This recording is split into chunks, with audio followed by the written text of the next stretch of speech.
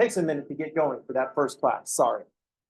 Today we want to keep talking about slope of the tangent line, and here we're going to get to the big thing. We have a name for this process that we were going through, where we approximate the slope of the tangent line with the slope of the secant line and move the 2 points in the secant line closer together, infinitely close together. This is that h approaches 0 business.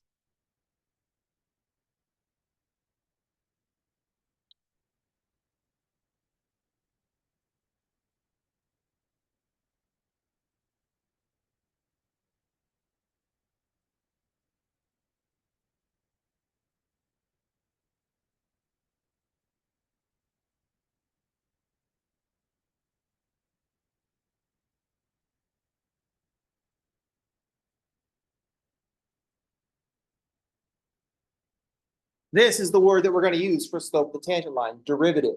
The derivative of f of x at x equals c, denoted f prime of c. That's how we pronounce that symbol.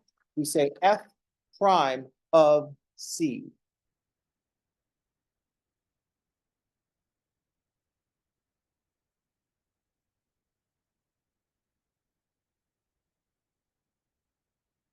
That is how we will read that symbol, f prime of c.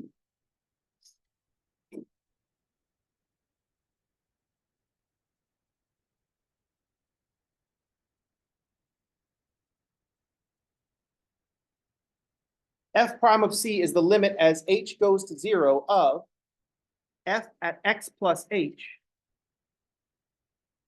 Oh, sorry, I did this at c, so f at c plus h.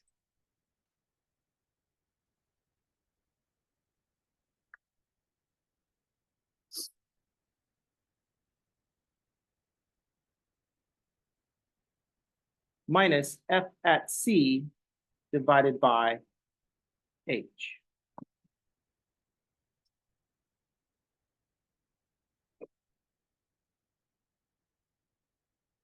We want to see where this came from. We want to know where this came from, so we'll know what this means when we start calculating it. We're going to be shortcutting this process, so we've got to know what this means and what this represents.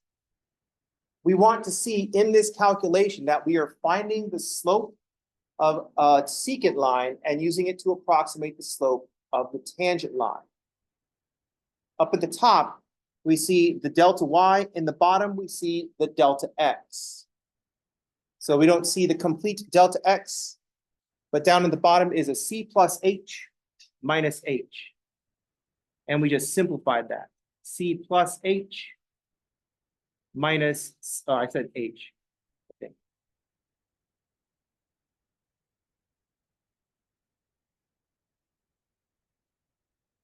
So that h is c plus h minus c, the difference in the two h values, the run.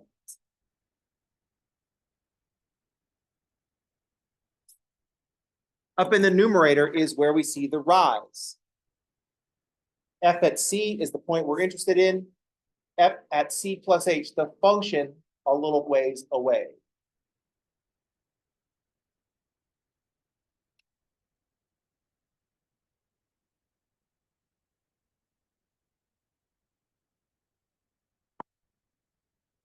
That's where this came from. That's the thinking behind this derivative business. The limit as h goes to 0 is us saying, I want these 2 points, c and c plus h, to get closer together. What's happening as those 2 points get closer together? That's that h goes to 0 part.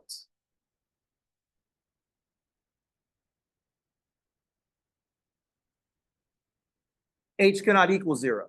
That is correct.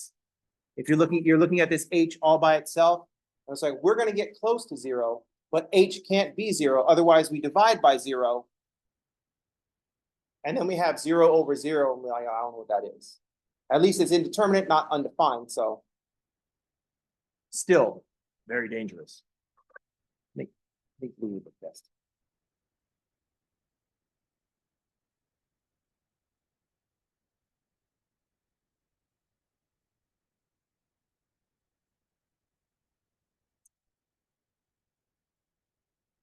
Correct. Undefined means we cannot assign a value to it. Indeterminate means we have to, it could be a lot of things. 0 divided by 0, like we saw yesterday, could be 1/4.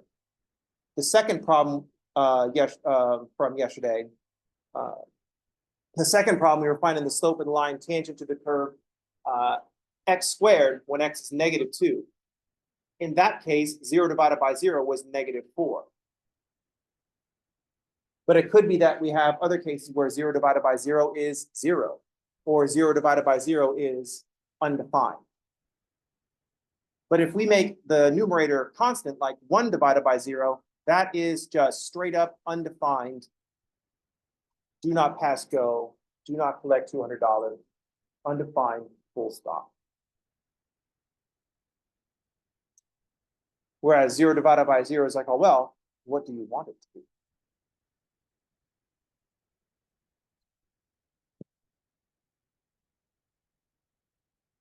If that sounds like super pedantic, that's only because it's kind of super pedantic.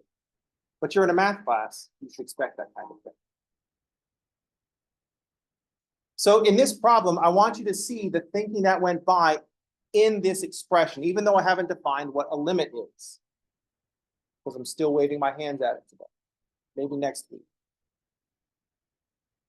I want you to see the delta y over delta x. I want you to remember that this derivative is telling you the slope of the tangent line. I want you to remember the history of this slope of the tangent line. We're approximating it with the secant line and moving the points closer together. How close? Infinitely close. How do we know we have enough? When we can tell where things are headed. Or when we learn the shortcuts and can bypass this whole thing. Any questions? How's that okay?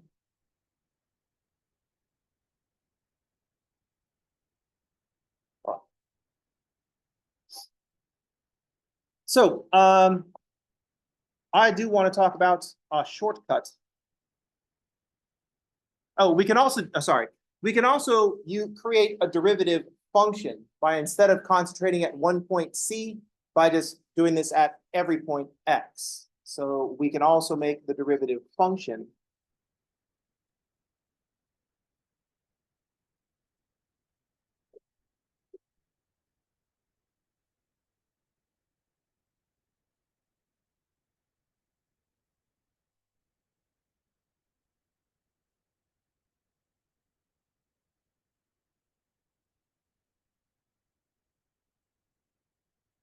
We can also build the derivative as a function, and we'll say f prime of x. Then we just evaluate the derivative at a point we're interested in. So this is how we can do an infinite number of problems at once.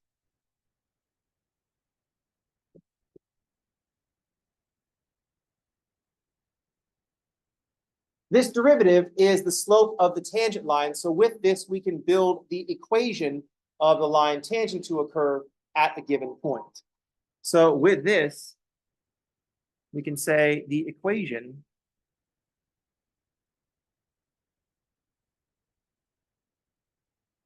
of the line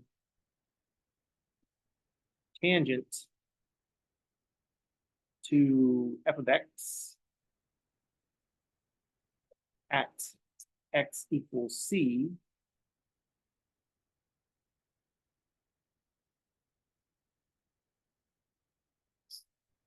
So I'm going to write the equation of a line. The slope of the line is going to be the derivative at c, and it's going to contain the point c, comma, f of c.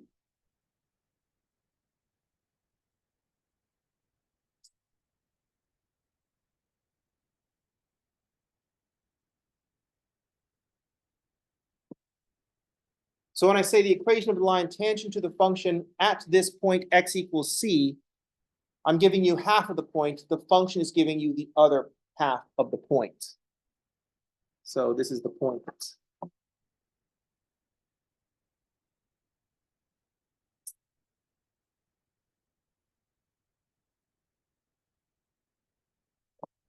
The point that we have is c, f of c. The slope is f prime of c. That's the equation of the line.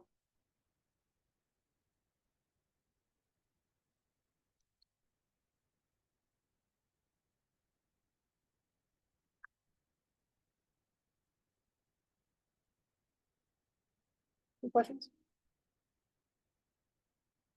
Is everybody okay? Right.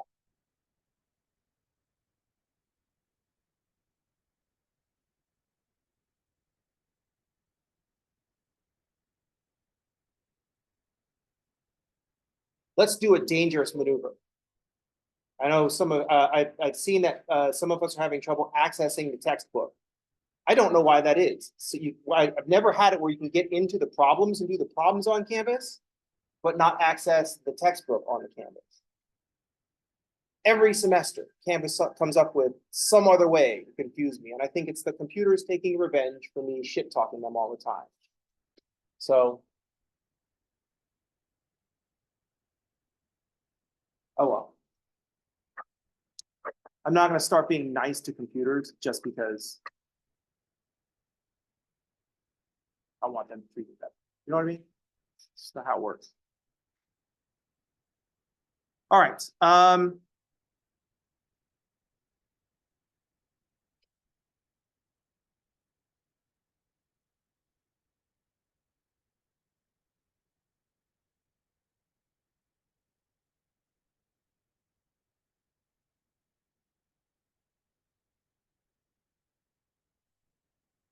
Let's just start with our favorite rule. Here's how to find a bunch of derivatives very easily. If f of x is equal to x to the n, then f prime of x is nx to the n minus 1.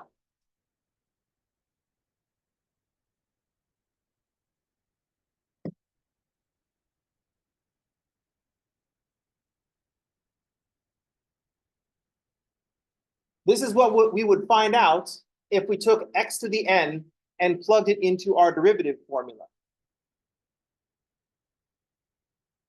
But I just want to get straight to the shortcut. My goal this semester was to get to the shortcut by Friday in week 1, and it was a 4-day week, so I'm like, oh, I can do that. So for example, we had f of x is equal to the square root of x. What's the exponent when we have a square root of x? What's this written with an exponent? So if f of x is square root of x, then f of x is x to the 1/2 power.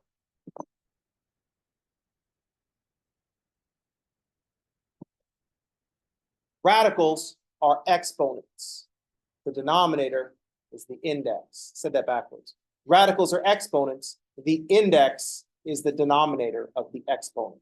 A square root is a 1/2 power. Here I've written the 1/2 power as a superscript, but I still wrote my fraction sideways. I just think it looks better that way than trying to write a superscript with a vertical 1/2. In single line syntax,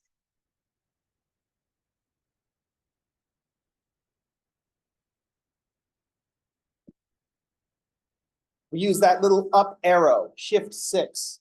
If that little up arrow says to the, you read that symbol as to the. This is single line syntax. Now in this case, I want to raise x to the 1/2 power. So I want to raise this to the 1/2 power. The problem is I can't just put a 1/2 here. What do I need to make sure I raise x to the 1/2 power and not just raise x to the 1 then divide by 2? I need parentheses. I need to change up the order of operations. The order of operations say do exponents, then multiplication and division, then addition and subtraction. I want the division to go before that exponent, so I need parentheses.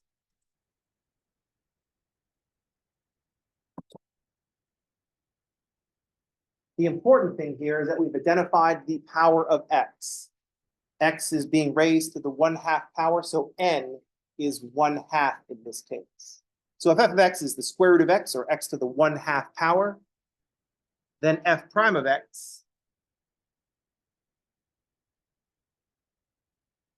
will be 1/2 x to the minus 1/2. Because we take the 1/2 and subtract 1.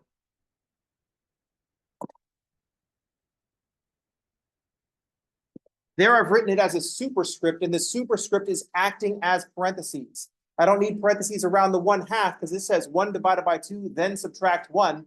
That's the order that I want. So I don't need the parentheses around the 1/2. So this is going to be a 1/2 x to the minus 1/2.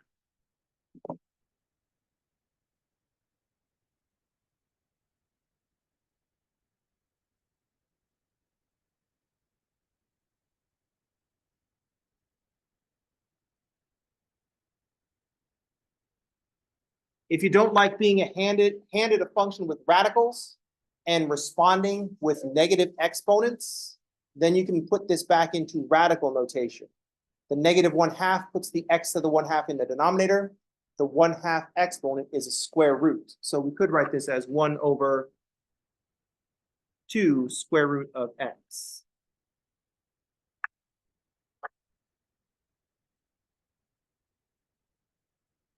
It depends on your level of programming, learning about simplifying exponents. You may have been told that negative exponents are not simplified. And I go, why not? It seems so much simpler to write it that way. But then the teacher was like, oh, quiet, you have to do this. Fine. So the point that we were interested in yesterday was what's going on at 4. So if I plug 4 into this from yesterday, if I want to know f prime of 4, it's going to be 1/2 times the square root of 4, 1/2 times 2, 1/4. And that's what we were headed to yesterday. We got that 1/4.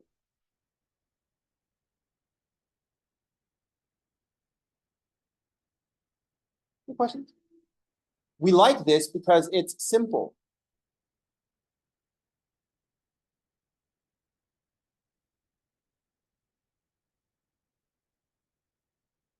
We don't like this because it kind of glosses over and makes us forget where things came from.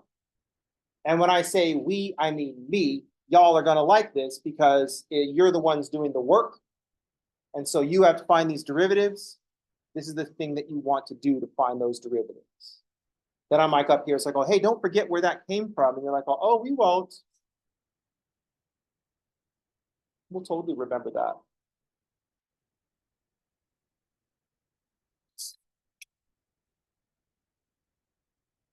You'd be like, oh, is it on a test? I'm like, probably not. And they're like, oh yeah, we'll totally remember. We promise.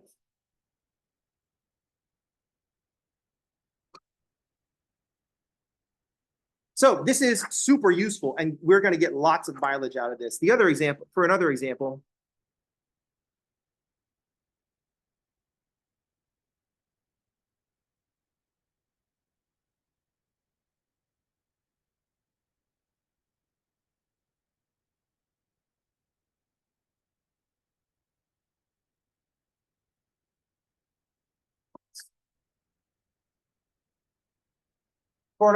find the equation of the line tangent to x squared at -2.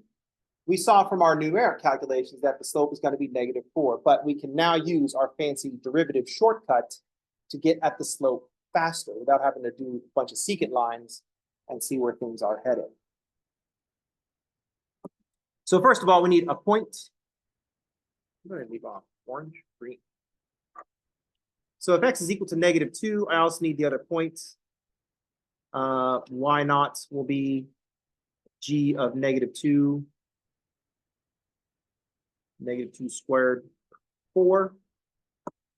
So now I've got a point of -2, 4.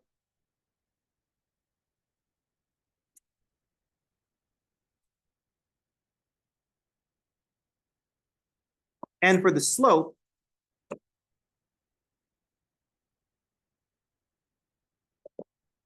we're going to use the derivative. And we're going to use our shortcut to finding the derivative.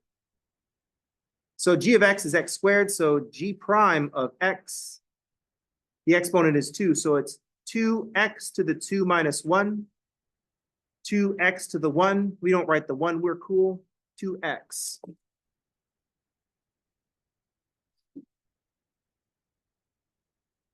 To get the slope, we plug in the point, the x that we're interested in.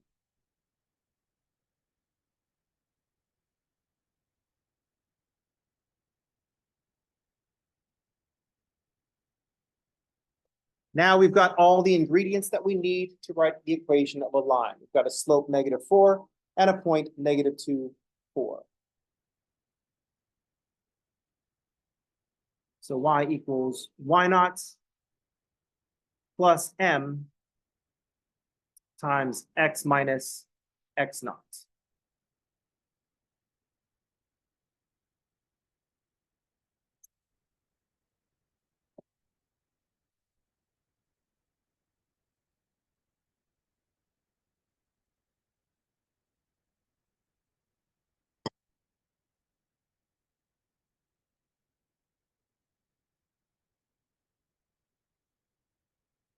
Any questions?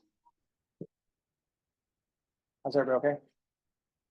Now it's just about algebraic trickery. We've got a shortcut and we can get a lot of mileage out of this shortcut.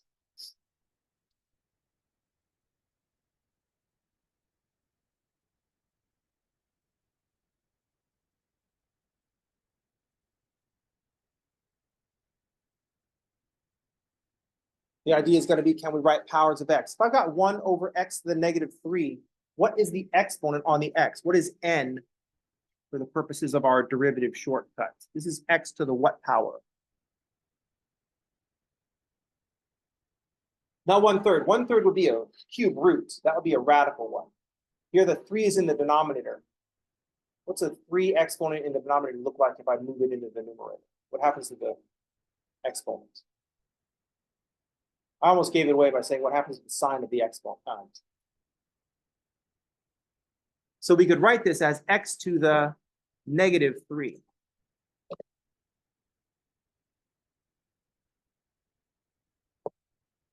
Or in single line syntax, so you can text your friends during the test, x to the -3.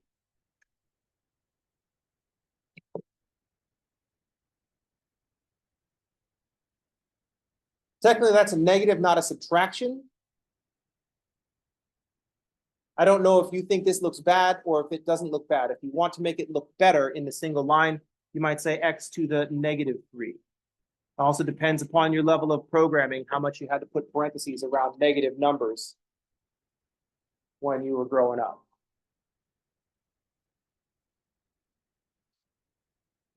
So if I want to find f prime of x,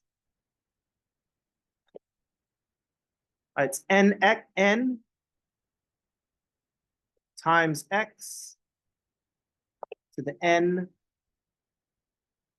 minus 1.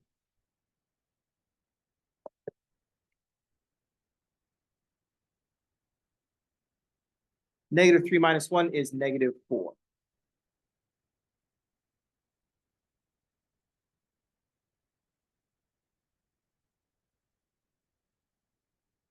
If you look at this and say, I don't like that I'm writing with negative exponents because I have trauma from algebra and I got in trouble every time I wrote an answer with a negative exponent, I need to fix it. That's okay.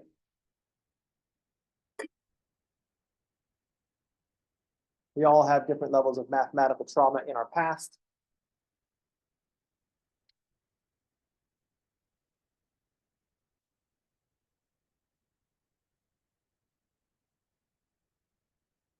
Any questions?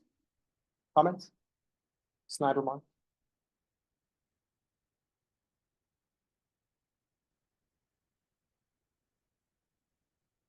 One of the tricky things that we've come across is how to type things out and how to write things. And we have to be very careful. We know that math is a very precise written language, which is made difficult by the fact that we have lots of different ways to write things. Ugh, that's really annoying.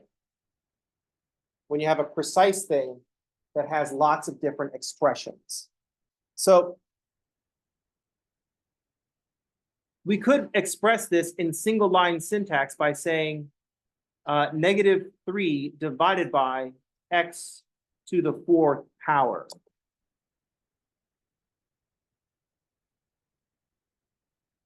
Whenever you're going to be writing something, you want to make sure that the order of operations is still being respected. The order of operations being defined by this function.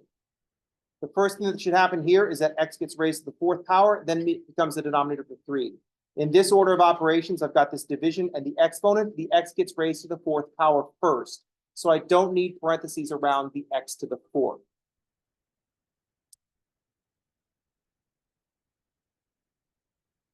Any questions?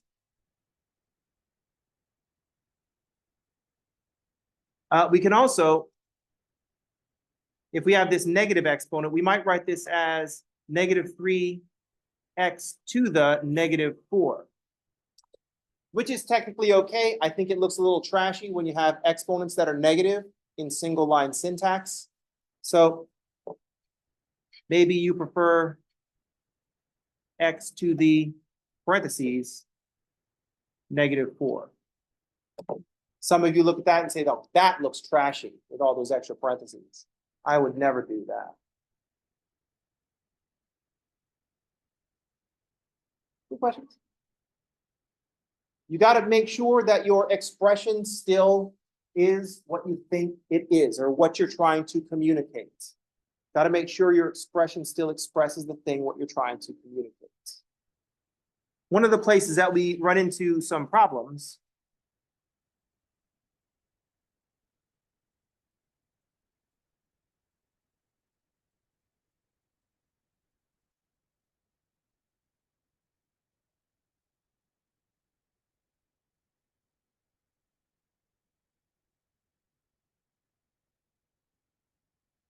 let's suppose I have this expression 3 divided by 2x.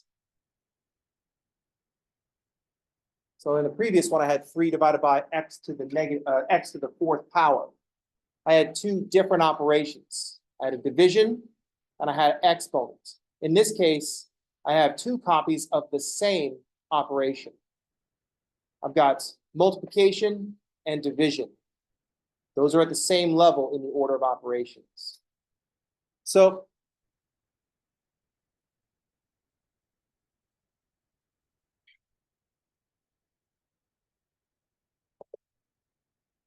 this is bad.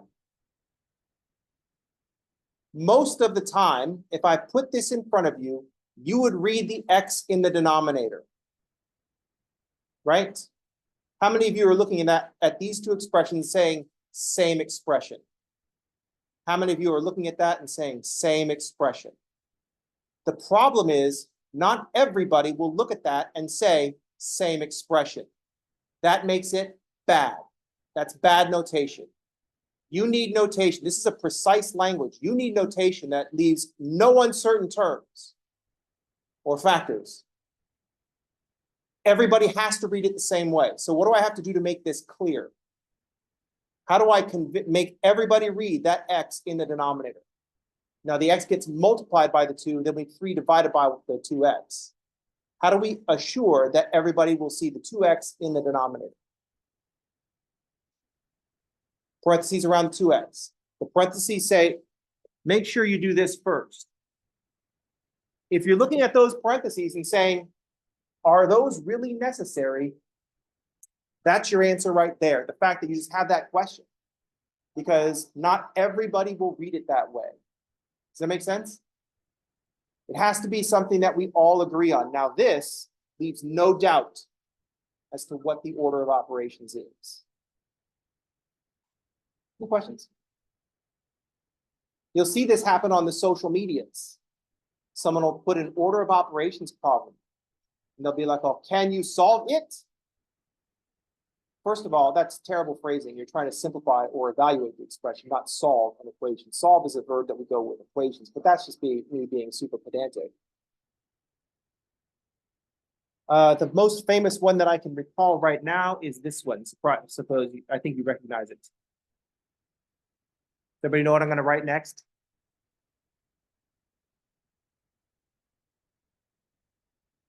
Does everybody recognize this? If this comes across whatever social media you happen to be watching, that person is not your friend. They're not trying to ask a question. No one posing this is asking a question. This is not a question. This is an instigation to a fight. That's what this is. That's why this person should be blocked. Not just from that particular social media, but from society. So like when this person shows up, you see all the people that started the fight, persona non grata. Just ignore them. Like that episode of South Park they did with Cartman. We can just ignore it. Just do that. Because half the people are going to be saying 9, the other half of the people are going to be saying 1. It's like, well, who's correct? And then some asshole mathematician come on, well, it's actually this. And I was like, it doesn't fucking matter what the order of operations says. The fact that different people will read it differently indicates that is a shit question.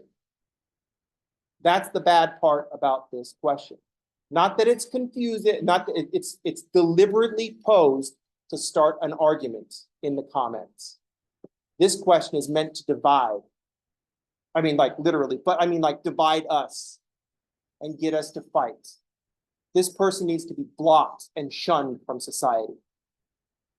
Because if they actually wanted to know, if you really, the best thing to do if you see this happen and you don't want to just like block the person, it's like, oh, wait.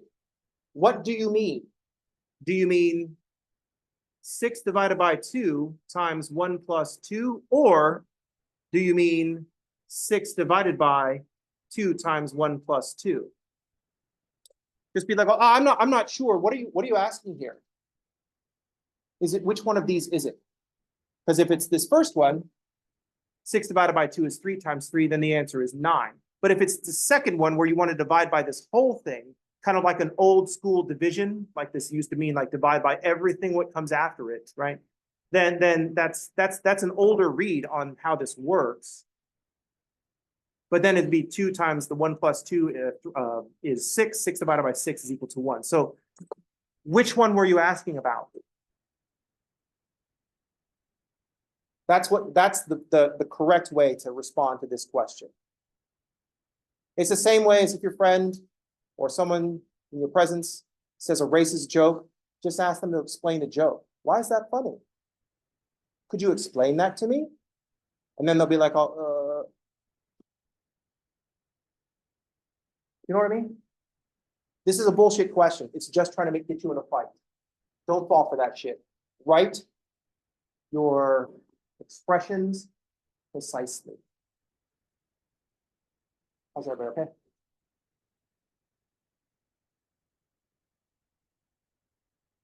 Now I know you're limited in how you can follow along in the book, so don't be worried when you find out that this shortcut to the derivative is in chapter 3, and I haven't even finished chapter 1 yet. Don't panic. This is not how you would normally read a book. But you have a profession. I'm a professional. Don't try this at home. If you're just sitting at home trying to learn calculus on your own, right? Just go in order and do the stuff in order, right? But you're under supervision of a professional. I assure you, you can handle this. It's fine. It's fine. Any questions? Comment? Everyone looks so sad. You all look like that. It's because you can't see the clock and that we're almost done. See, it's like it's one thing when the clock is on the side, because then I have mind control powers. I can make everybody. I have very limited mind control powers. I could just be standing here when everybody's looking at me because I'm talking just like this. Then you're like, oh shit, Leach knows what time it is. Now I have to know. And so all of you will be sitting out there going, you look at the clock. Or some of you will try to look at the watch. Some of you won't even try to hide it. You'll just pick up your phone. Or you were looking at your phone already. But with the clock back there, I get to do this. And you're like, oh, now he knows what time it is. But I can't turn all the way around because now he's looking at us. So you wait until I turn around. All right. So you've learned a shortcut to finding the derivative. I want you to remember what the derivative tells us and where it comes from. Next week, we're going to talk about why we even give a crap about this slope of the tangent line. That's it for today. I will see you all on Monday. Everybody have a good weekend, and thanks for playing.